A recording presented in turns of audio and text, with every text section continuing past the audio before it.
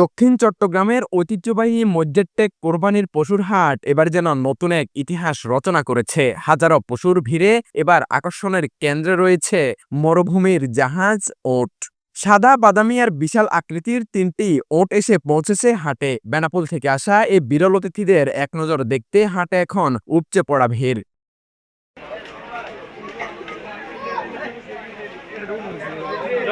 প্রায় ৫ বছর ধরে প্রাকৃতিক খাদ্যে লালন পালন করার দাবি তুলেছেন এই ওঁটের মালিক। প্রতিদিন ১৫ থেকে ২০ কেজি খাবারও খায় এই ওঁট, তাই প্রতি ওঁটের দাম চাচ্ছেন মাত্র ৩৫ লাখ টাকা।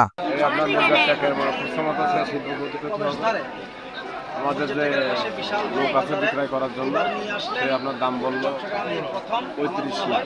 এই প্রথম দক্ষিণ চট্টগ্রামের কোরবানির হাটে এমন দৃশ্য শুধু কোরবানির উদ্দেশ্য নয়, যেন পরিণত হয়েছে এক বিশাল পশু প্রদর্শনীতে। উটের পাশাপাশি নজর কাটছে দেশি জাতের নানা পশুও। চুয়াডাঙ্গা থেকে আসা ৩০ মনের সাদা পাহাড় যেন অন্যরকম তারকা।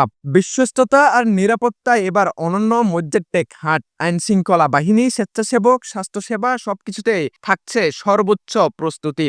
ঈদের কোরবানির বাজারের ইজারাদার জানান, দেশের বিভিন্ন অঞ্চল থেকে পশু সংগ্রহ করা হয়েছে।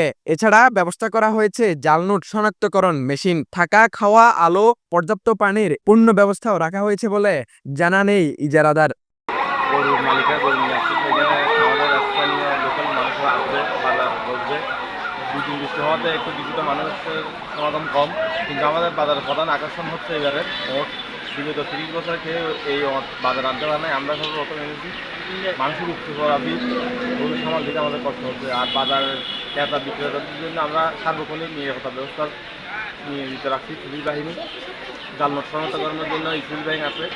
ঈদুল আজহার আগের দিন পর্যন্ত চলবে কেনাবেচা, আর এই হাটকে ঘিরে গড়ে উঠেছে এক উৎসব মুখর পরিবেশ। ওটের আগমন যেন হাটের ইতিহাসে যোগ করেছে নতুন মাত্রা। মজ্জেরটেক পশুর হাট এবার কেবল হাট নয়, দেখার মতো এক নতুন অভিজ্ঞতা বলছেন দর্শনার্থীরা।